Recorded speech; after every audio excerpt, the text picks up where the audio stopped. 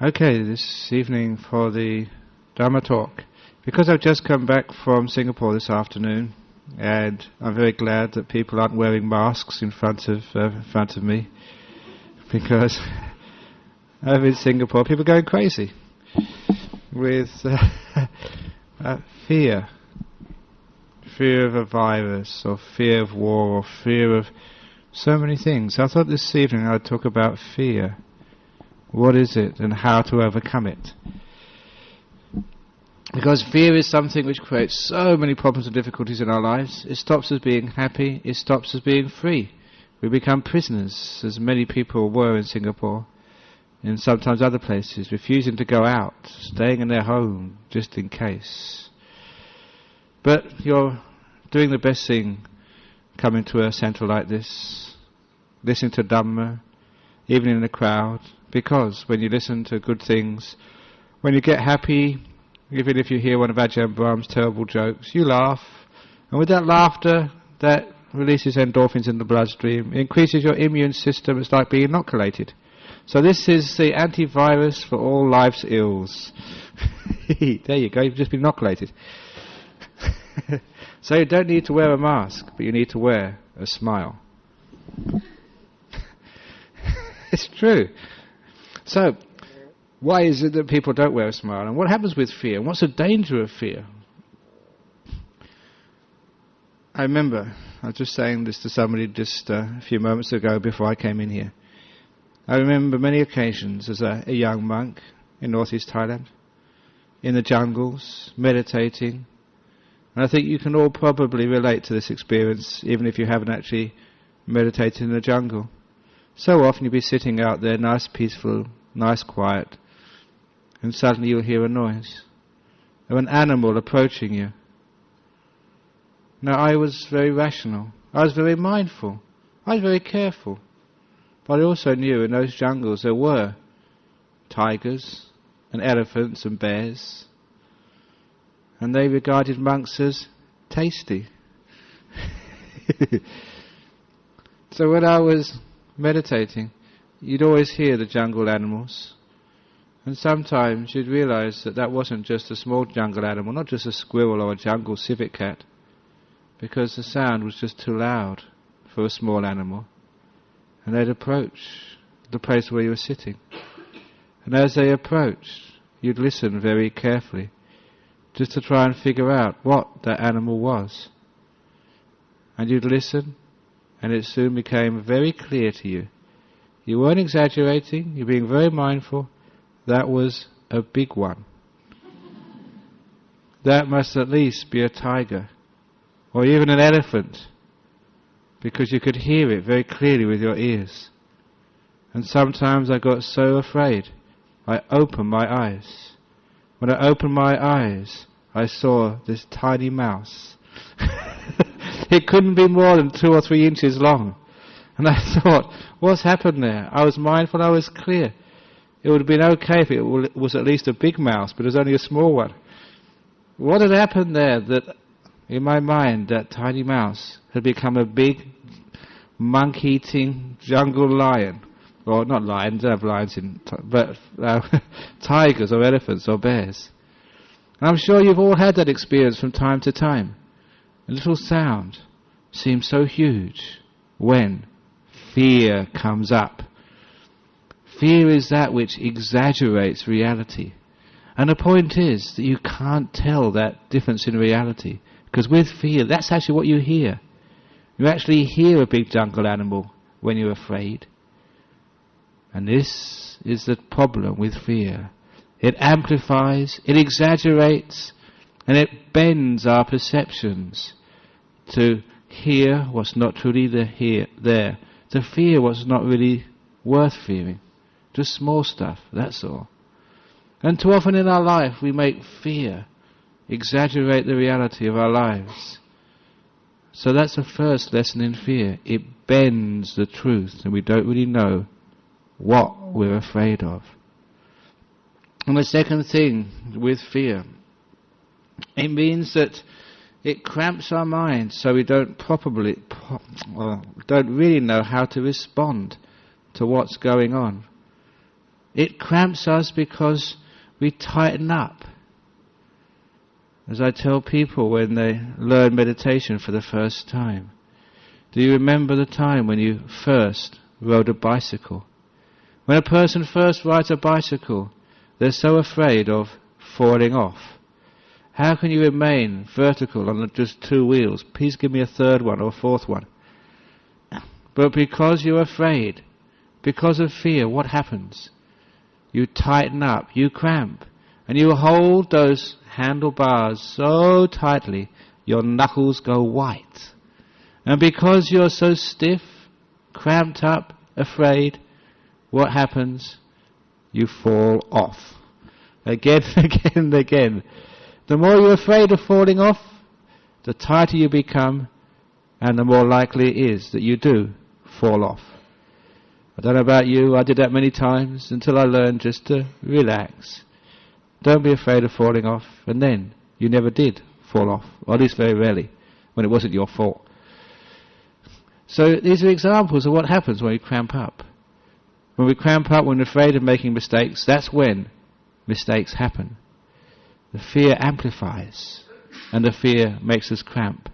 And the fear makes us actually achieve what we're afraid of doing.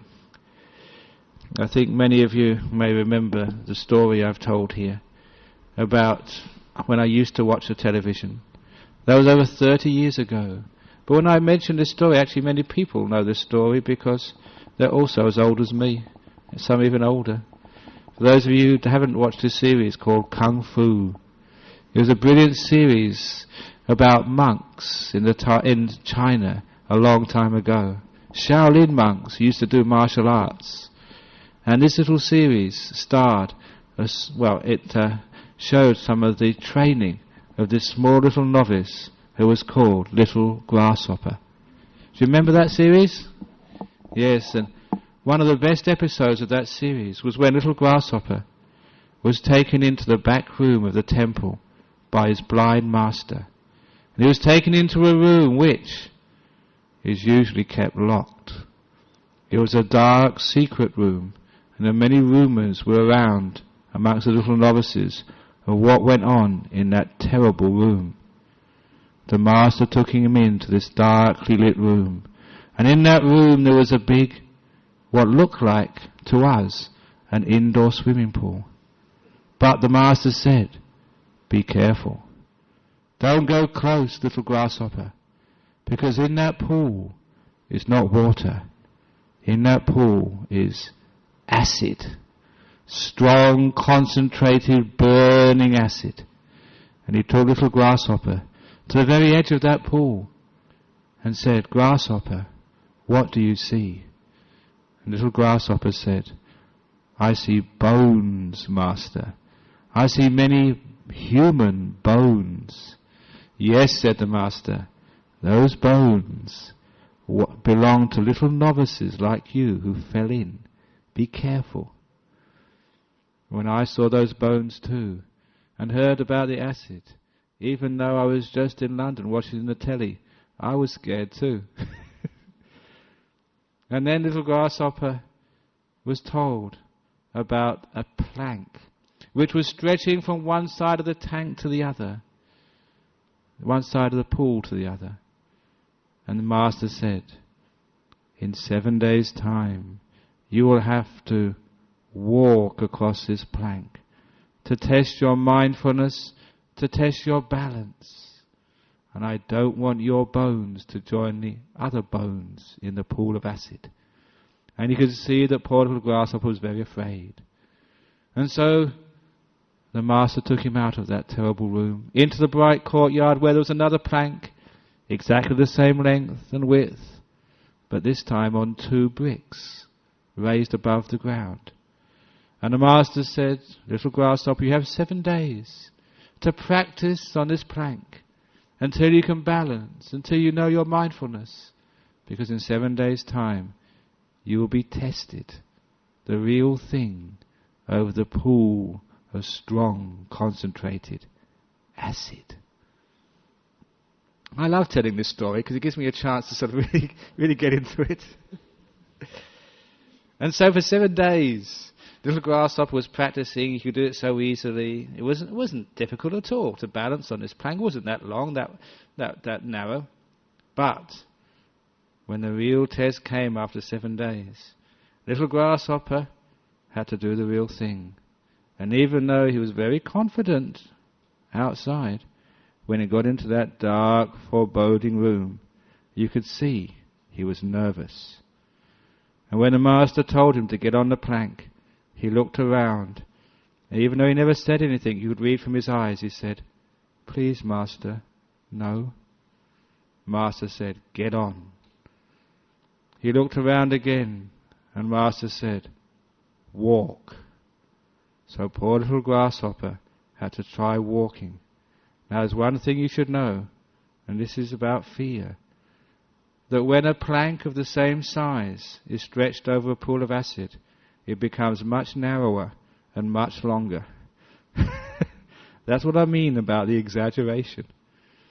And also, it becomes very fearful. And so little grasshopper started to walk. You could see he was nervous. You could see him start to shake with those nerves.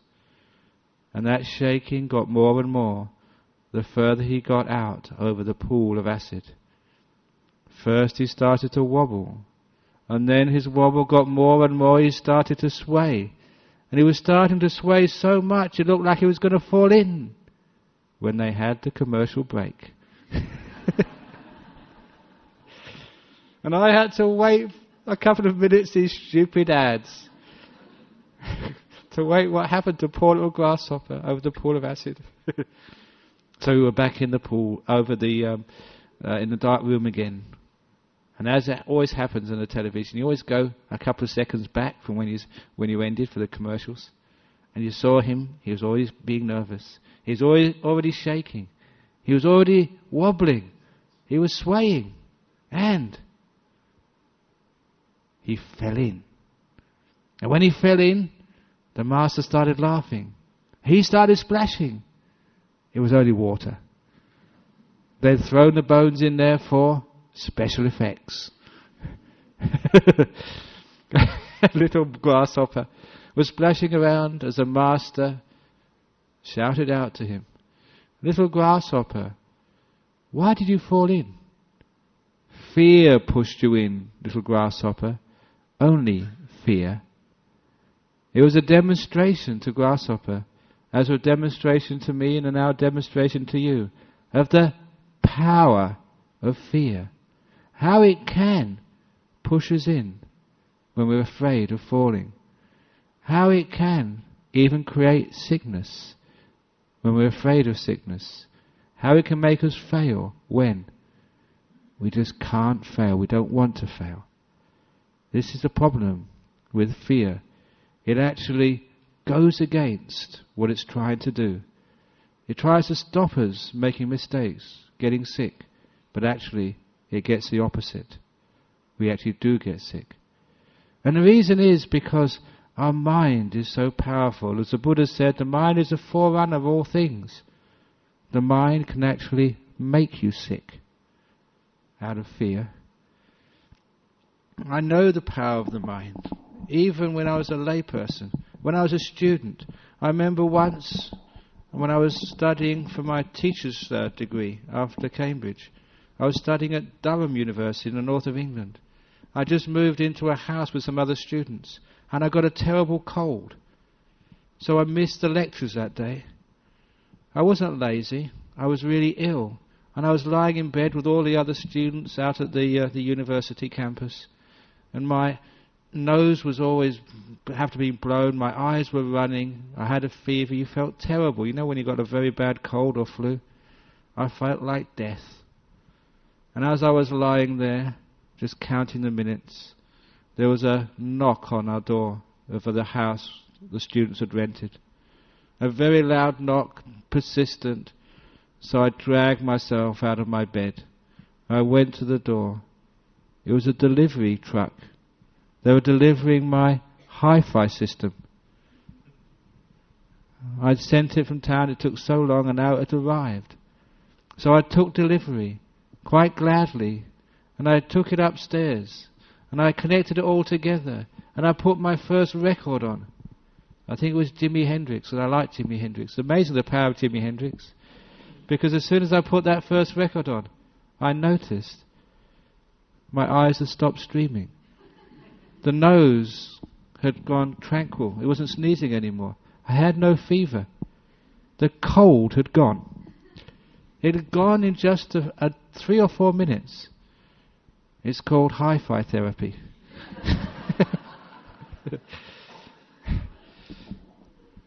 And that really surprised me. I mean, it was a real cold. I was really ill. And it suddenly disappeared. The power of the mind. If you enjoy it, you're having fun, it's very hard to get sick. Isn't it? In order to actually to show just how you can actually create sickness through fear, I went a little bit further and brought up in Singapore some of the stories of actually how you can create death through fear. How you can be so afraid you die. I told a story. This is well documented. You can actually look this up in psychology or psychiatry manuals. Because this was done over 100 years ago in Bristol jail, when there was a man who was about to be executed, hung to death for some crime he committed. You didn't have to do much of a crime in those days to get hung.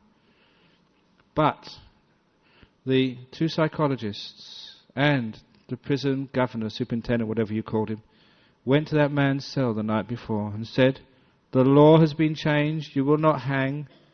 You will have your throat cut the following morning."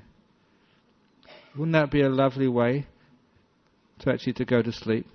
He couldn't sleep because he knew this was his last night on earth, and he would die this terrible way of having your throat cut.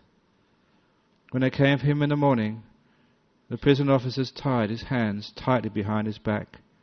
They put a hood over his head and led him to the place of execution. When they got to that place of execution, a priest asked for his last words, gave him some advice, and then came the time for him to die. Someone drew the knife across his throat. He heard the sound of blood coming out. He fell to the ground and died. That's what he thought. What actually happened was he was taken to the prison washrooms. Someone got out the old-fashioned razors, which people used to shave some 20, 30 years ago, and drew the blunt edge of the knife across his throat, which didn't even scratch him, let alone produce any blood. And it was one of the psychologists who turned on the tap in one of the wash basins. That was enough for him, who'd thought about his imminent death, afraid, probably terrified with so much fear, that when he felt cold steel against his throat and heard the sound of some liquid running, his mind, his belief, his fear killed him. And that's not the only time this has happened. There's another occasion more recently in a truck company in the US, where a person was stuck in the back of his truck, a refrigerated truck. As he was cleaning it on Friday afternoon, a wind slammed the door shut, and he couldn't get out. He was the last truck out of the yard. He banged on the walls, he shouted for his friends, but they were all gone. He knew he'd be stuck there on the weekend, but he also knew that no one can withstand sub-zero temperatures of that degree for so long. He knew he would die. And we know this because that's what he wrote on pieces of paper as he was dying.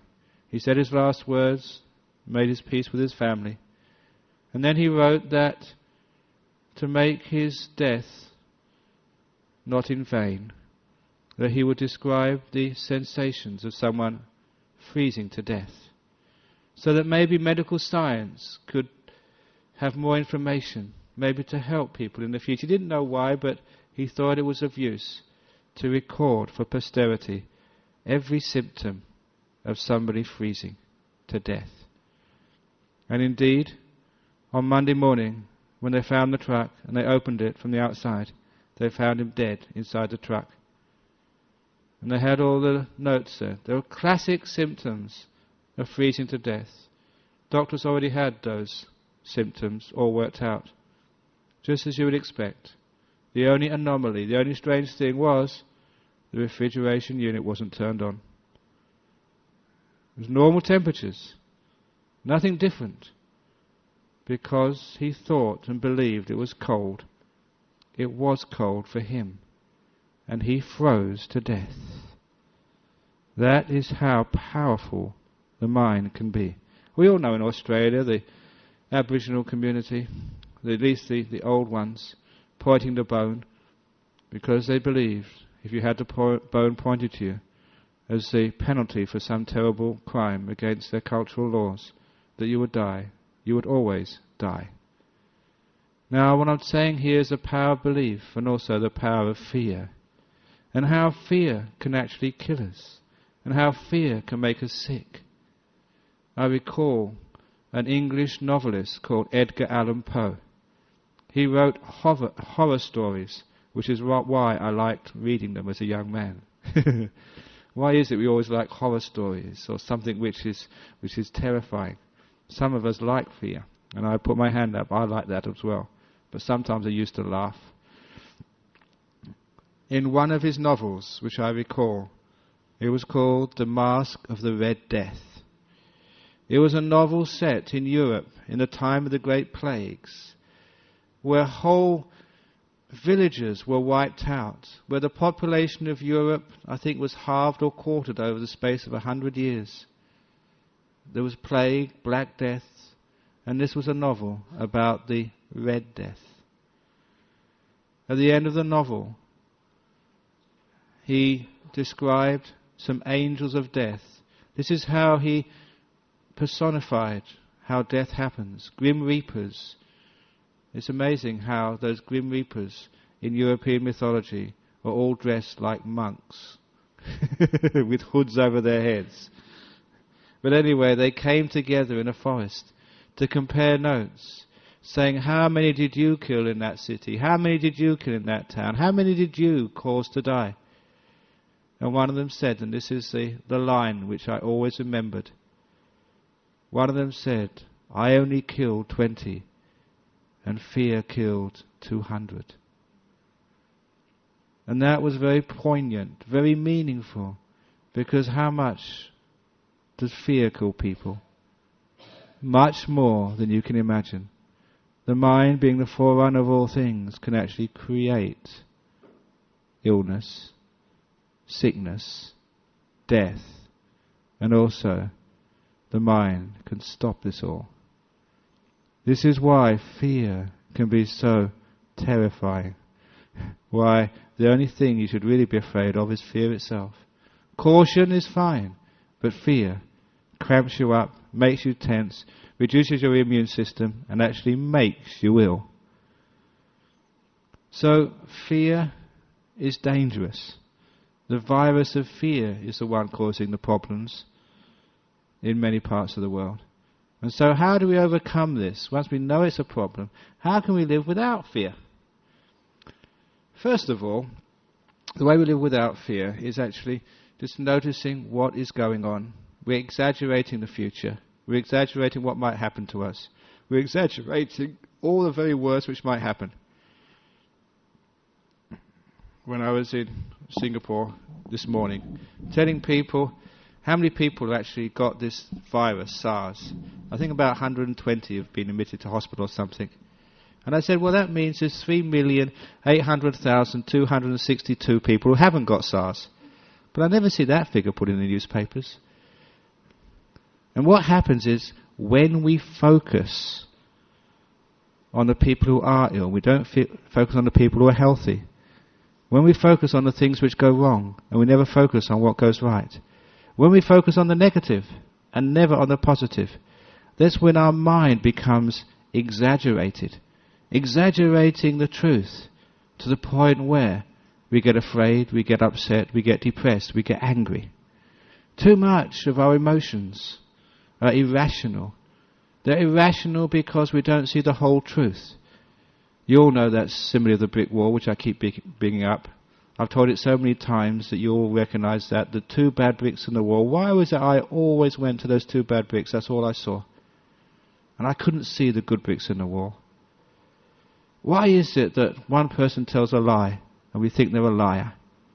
Why is it that a person commits a crime once in their life and they become a criminal, even though they do so many other kind and good things in their life? Isn't that irrational? A year or two ago, in Malaysia, a question I was asked was, my husband has lied to me. I can't trust him. Should I get divorced? And that might be a question which is relevant to you. So I asked the person, what do you do? And they were a maths teacher in the university. And I said, okay, how long have you been married to that man? And they said 3 years. That's, roughly speaking, 1,000 days. Because they were a maths teacher, just an approximation. 1,000 days. Let's assume that maybe he says maybe 20 things to you a day. 20 statements which could be true or false. So that's about 20,000 things he's said to you since you've been married.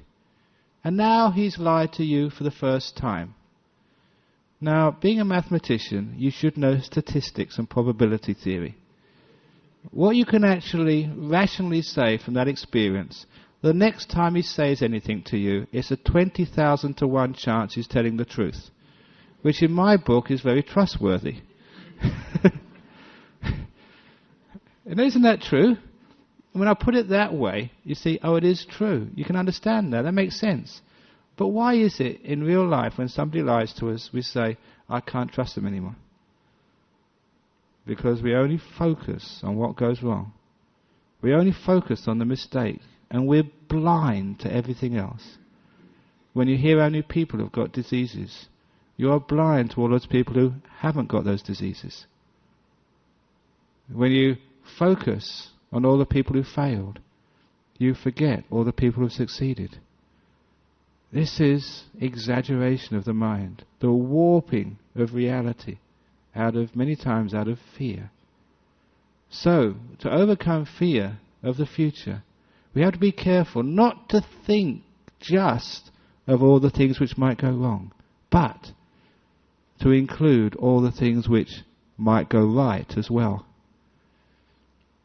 Another favourite story of mine was from one of the greatest philosophers and spiritual guides of our age, called Winnie the Pooh, who's been immortalised on the silver screen.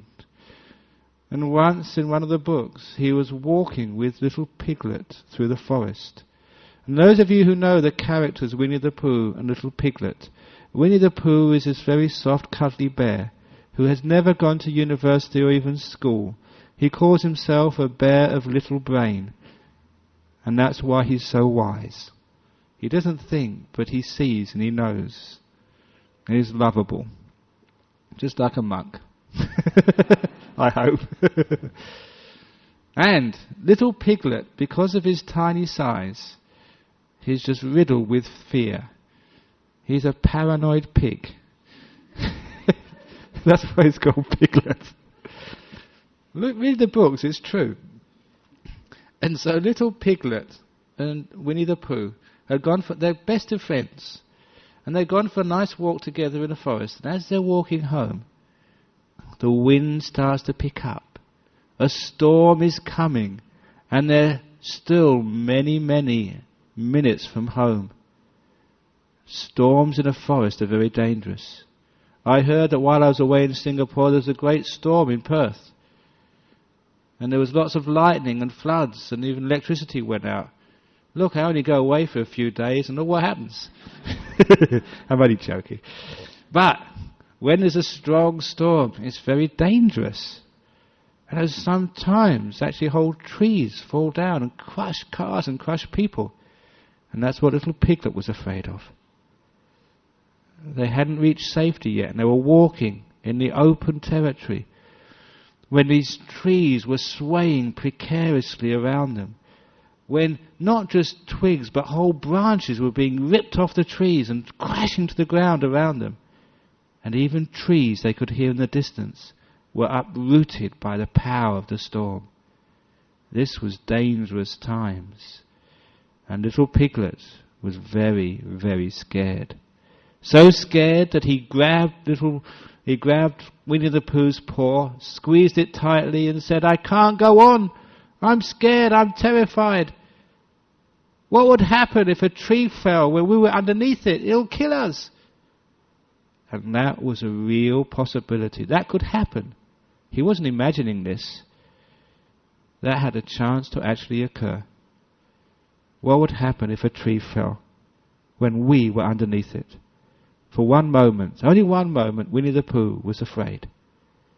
But then his Buddhist wisdom, I'm sure he was a Buddhist, I claim him. His Buddhist wisdom or his truth came to the fore. And you know how he overcame that fear of being crushed by a tree? What would happen if a tree fell when we were underneath it, he said. But what would happen if it didn't fall on us when we were underneath it? What would happen if it didn't? And with that, all the fear passed and they walked home safely. All fear is what would happen if something awful happened. And the antidote to fear is what would happen if it didn't. When people came to my talks in Singapore, instead of thinking what would happen if somebody in there has got this terrible disease, what would happen if Ajahn Brahm brought this terrible disease back to Perth and you're all in range? You're scared, come on. What would happen if it didn't? And there's more likelihood it didn't than there is that it did. Now that's how we overcome fear. To change our perception around. Instead of looking at what will go wrong, we also include what will go right. What will happen if my relationship doesn't work out again? What would happen if I have to go through the same terrible pain again? What would happen? If you think like that, fear, you tense up, you don't relax, you're not yourself, you can't enjoy your partner, you don't have fun, so they're not enjoying you, they think you're weird, they go off to somebody else. You've actually feared yourself into breaking your relationship again. How often does that happen? Instead of thinking of, what would happen if he doesn't like me, what would happen if it got... Why don't you think, what would happen if he does like me, what would happen if it really works out okay? What would happen if we're just happy for the rest of our lives? Think like that. That's a real possibility too. I'm not quite sure, but I think I remember from reading about the divorce rate of people. Even the divorce rate is high, still the majority of people actually stay together when they're married. Is that correct? Still the majority actually make it. So why not when you get married not think, I'm going to get divorced, I'm not going to get divorced, everyone else gets divorced, my friend got divorced, oh my goodness, then you will get divorced. So all you actually see, you see the reality. You see the reality, and then seeing the whole picture, then you don't focus on the negativity of the future. Focusing on negativity in the future is the root meaning of the word fear. Being afraid of what will go wrong. So you kids doing your exams, you people going to interviews for jobs, whatever you are, whoever you are, don't ever think what might go wrong, otherwise it will go wrong. You tense up, you can see how it works, you see how you actually bring those things into reality through fear. Even sickness, you can see how you can bring that reality because of tightness, tenseness, fear, decreased immune system. That's why you get ill. So you can see what needs to be done. Now the next thing with fear is actually to bring mindfulness to what's going on, so you can always remember what's happening. You always remember that fear is a big problem and fear is delusion. You're just seeing one half of the problem, and fear exaggerates the odds against you. It exaggerates the odds that I have to get this disease, or I have to fail. Just like it exaggerated little mice I heard in the forest. With that mindfulness, you can get wisdom. As you've heard me say before, mindfulness is not just seeing one door to go through, but many doors. It sees the big picture. It gives you more information, wider opportunities. And so with mindfulness you see there's other ways of dealing with this. Wisdom, and also telling man, oh, shut up, don't be stupid. And also bringing a sense of happiness. Happiness, and this is an important point, is mental energy. You need mental energy to be mindful. You need happiness to be clear. For example, that when you wake up in the morning and you're very, very dull, are you happy? I don't want to get up in the morning. Another Monday. Another Friday. I have to go and give a talk this evening at Dhammalok. Oh my God. I don't want If you think like that, you've got no energy, you're depressed, and you're not mindful and clear. Which is why I teach my monks in Bodhinyana Monastery.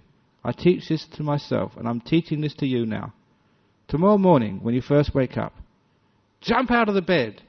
Zippity-doo-dah, another day. It's Saturday. Whee!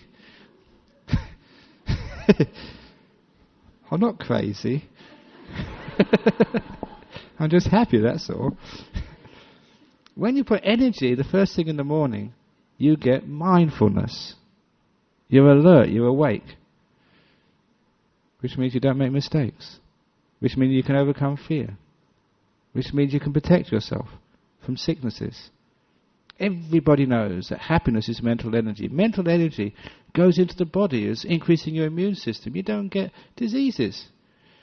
I never saw that movie, but apparently a few years ago we did a fundraiser. Everyone went to see Patch Adams. Apparently it was actually a real person who used to make people sort of healthy just by making them laugh. As for me, when I tell my jokes, it usually makes them sick. Oh no, it's a terrible pun. But they're not really. Even puns, people like to laugh at it. So you see that when sort of we put energy into our life, it's mindfulness. It's awareness, alertness. You're alive when you're happy. When you're depressed, you've got no mental energy. And depression is also sadness and suffering. And if you have a big tragedy in your life, it might be like a loved one has suddenly died, or you just got sacked, or whatever else it is, and then you feel, ugh, I'm so depressed. Why does this happen to me? You've got no happiness, but you also got no energy. Please notice the connection between mental energy and happiness, and how you can put mental energy into things. With positive, seeing the whole picture, and that way you don't get fear. Anxiety, especially anxiety attacks, often comes to people who don't know how to have fun. People who don't know happiness. People who don't put joy into their life. That's why they get anxious. And I know this because I was told once that the most fearful thing to do is to give talks in public, to be a public speaker. And this is my job now. I have to do it all the time. And even people say that even if you've been a public speaker for a long time, sometimes after 2 or 3 years, it might just come up. You're just very afraid. What might I say? But that never happens to me. Sometimes when I was in Singapore, 2,500 people were coming to my talks over there. On a big stage. Sometimes you go on television. And it's dangerous going on television these days. You know why? Because now they've got these television series, I've been told, where if you make a terrible mistake, you do something really stupid, it's recorded and shown all over the world. In the old days, they just edit it out and do it again. Not now. So imagine you were being interviewed on TV, live, and you knew if you pick your nose, that would be what was shot on these movies. Or if you fell off the chair or you said some stupid thing. Isn't that fearful? Isn't that terrifying? That you are being shown all over Australia, maybe the world, and all your friends will see it, And they'll tell you about it afterwards. Yeah, I saw you last night.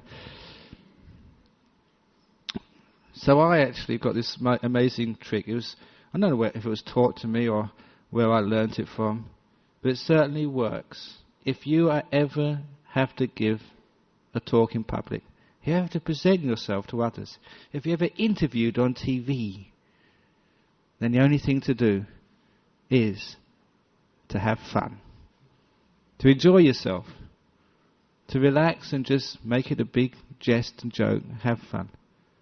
Because when you have fun, you cannot be afraid. It's an antidote to fear. And that's actually what I do.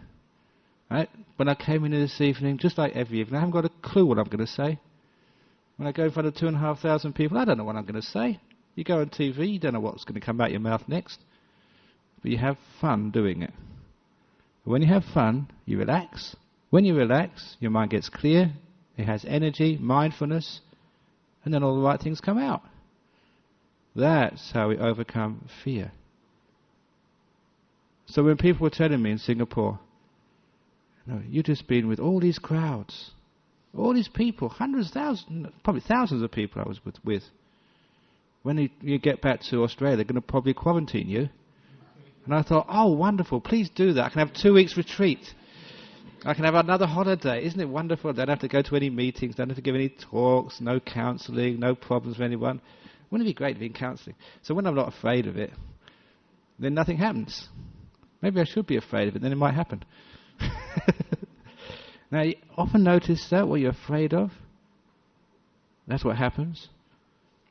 So I also teach the same technique to children who are doing exams. Because when you have an exam, it can be terrifying. Mostly because the parents psych them up, and the teachers. This is important. This is vitally important. You must do well. And poor children, they get terrified of the exam. And that's why they stuff up. They get so tense they don't do well. And I tell children, what sport do you play? Do you play footy or do you play tennis? Say? When you play tennis, do you tense up? Do you hate playing the tennis match? Do you lose sleep the night before about playing tennis? I say, no, it's just a tennis match, that's all. It's a game. It's a competition, just like an exam. So how about looking at exams as sport, as a competition you're having? It's just a game you're playing, which you try to do your best, but it's fun. Even when I was a school teacher, for 1 year, I had to set the maths exam. I must have had these intuitions, this wisdom from the past somewhere, because I set a maths exam. Do you remember your maths exam when you were at school? I put a joke in my maths exam. I remember that I did. It was like a geometry. I said, I started the question off. 2 teachers, sit still and be quiet, were standing at a distance of 100 meters, an angle of... I started that way, sit still and be quiet, because that's what teachers always tell the kids. And I wrote it down. Now, I really expected the headmaster to sort of scratch it out and tell me off. But he encouraged me. He was actually a good friend. He came to Nollamar actually a few years ago to see me. And when I actually had these kids in the big hall, in these desks, with this exam paper, I had all these children, half of them were in my class, half of them were in another class. I felt so sad and compassionate for them, going into this exam, all nervous and tense. No one was smiling. Remember what it was like, exams? And I felt so sad for them. And they all sat down, and you were the invigilator. You had to tell them, now is the time, put your pens down, don't turn over the exam paper. And they were all nervous, and this was not usual when the kids at school with all this energy. They were all really suppressed. Now turn over the examination paper, you got an hour and a half. And I watched the kids' face as they read my exam paper. They read the questions first of all. When they came to the joke, I saw their faces sort of, what's this? And then look at me and see my big smile. And then they relaxed, and then they did well. I was so proud of that joke in exam papers. Wouldn't you like a joke in your exam papers? Wouldn't that be wonderful, just to relax you and make you do well?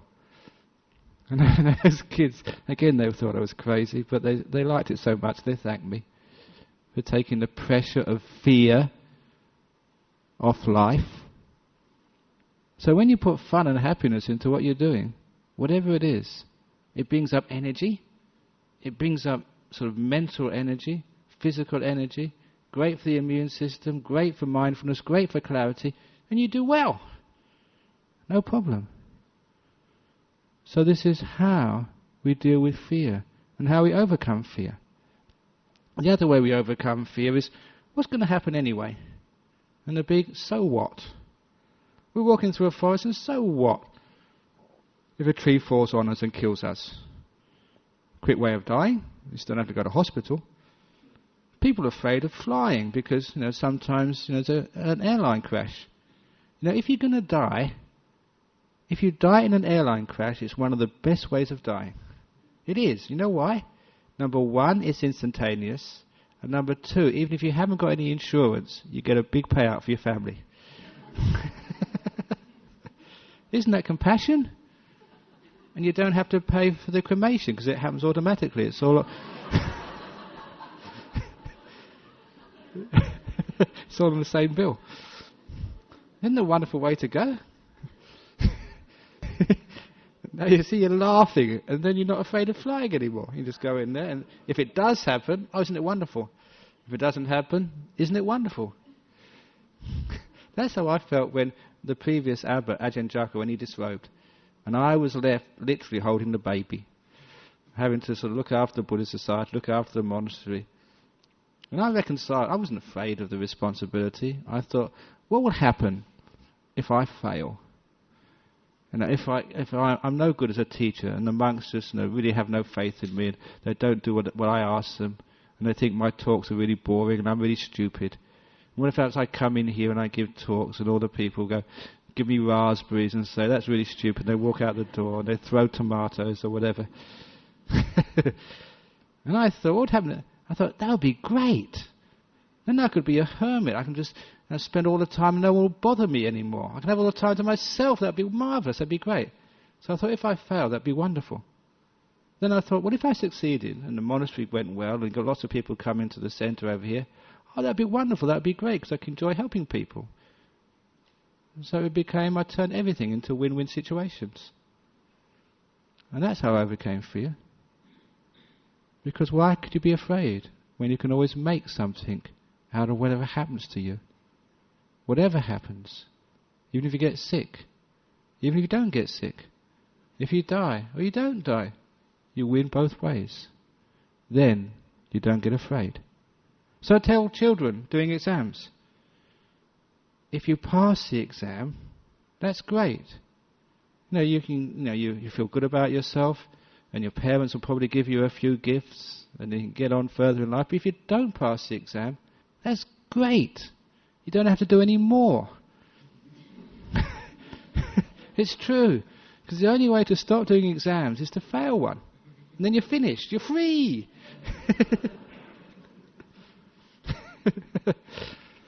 So either way you win.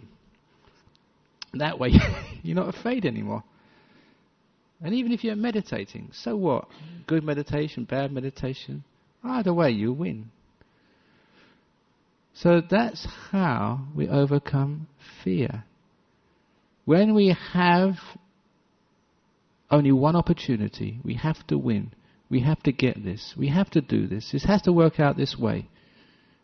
When the other opportunity, the other possibility is rejected, can't happen, it mustn't happen, it shouldn't happen, then we have fear.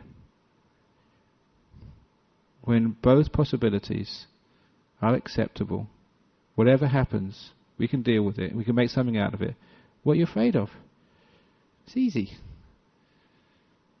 So a lot of times we have vested interest. This must happen. The other thing must not happen. I must not die. That would be terrible. I must live. I must not get sick. I must be healthy. I must pass the exam. I can't not pass the exam. I must win. I can't fail. That's attachment. That's thinking that you are controlling the universe. the big me. When you let go of self, control, it must be this way, it can't be that way. That's what controlling is. It has to be my way. When we let go of controlling, again, no fear. Just nature unwinds its wonderful course, and I'm just a passenger on this journey, and whatever turn I get, and whatever comes across, is just life showing me, teaching me its uncertainty, its wonders, its little twists and turns of my life. When you actually look at it that way, there's nothing to fear anymore. You're not attaching to controlling and steering this vehicle. You're not tensing up on the bike of your life. When you don't worry about what's coming your way. When you realize you can accept everything. No matter what happens to me, I can always do something with it. Those of you who are afraid your relationship might deteriorate, that your wife might leave you, that you might lose your job, that you might have no money. Great! Now I'm free to become a monk.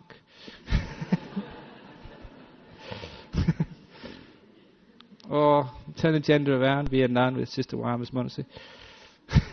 Isn't it great? No matter what. So when you actually have that positive attitude, when you have no vested interests, when you let go of life and the future, of control, of mine, then you have no fear anymore. Letting go is the ultimate end of fear. So I don't care if I get SARS, I don't care if I die. When I don't care about these things, you know what happens? You don't get them. When you're not worried about life, that's when you live long. I'll finish off with one of my favourite quotes. The comedian George Burns, when he was 96 years old, on his birthday, he was interviewed by the press. And the reporter asked him, and this was actually printed, he said, "Aren't you worried about your lifestyle and its effect on your health?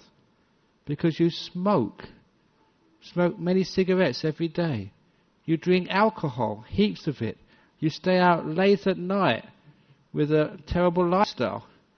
You have no exercise. You eat junk food. Aren't you afraid of dying?"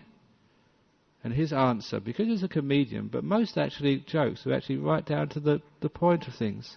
That's why they're so funny, because they're true. He said, "I'm not worried. My wife, she was worried, and she died 20 years ago." So don't worry, okay? Thanks very much for listening. Any questions about the talk tonight? Yeah, go on. He's our president, by the way. I'm afraid of what he might ask. He knows too much. Go on. Yeah, it is true that sometimes if there was a snake come into this room, a dangerous snake, you'd be very alert.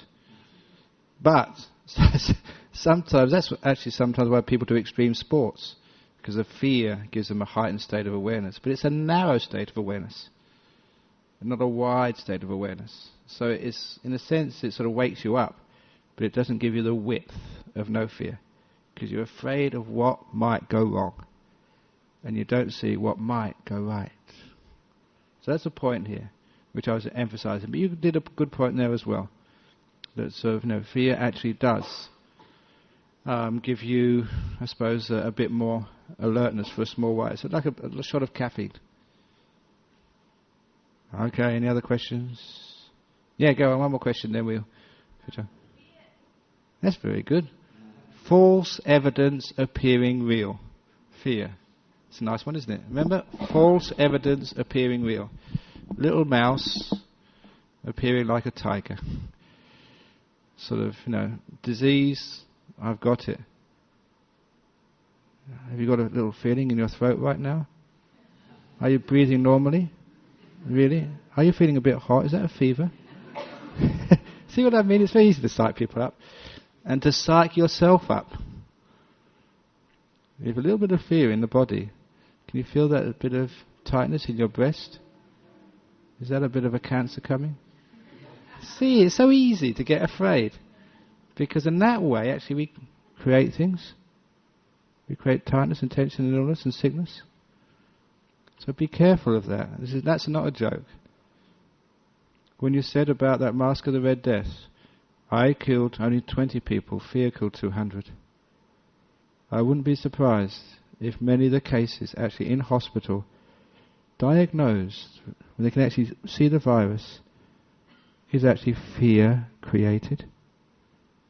The mind is a forerunner of all things. It is more powerful than you expect. It does create the world, even things. You know that under hypnosis, the fellow who was actually touched by a piece of metal at room temperature, but he was hypnotized to believe it was red hot. When it touched his skin, not only did he scream in pain, but a blister came up. And it was room temperature. Under hypnosis, because the power of belief is actually in the hands of the hypnotist, he can actually tell you what to believe. A cold piece of metal creates actually the blister. The mind interferes with the body that much. That's why we have faith healing. That's why, those of you who have faith in me, you're all cured. Okay, so you're all cured now, so hope you'll go away happy and well. Now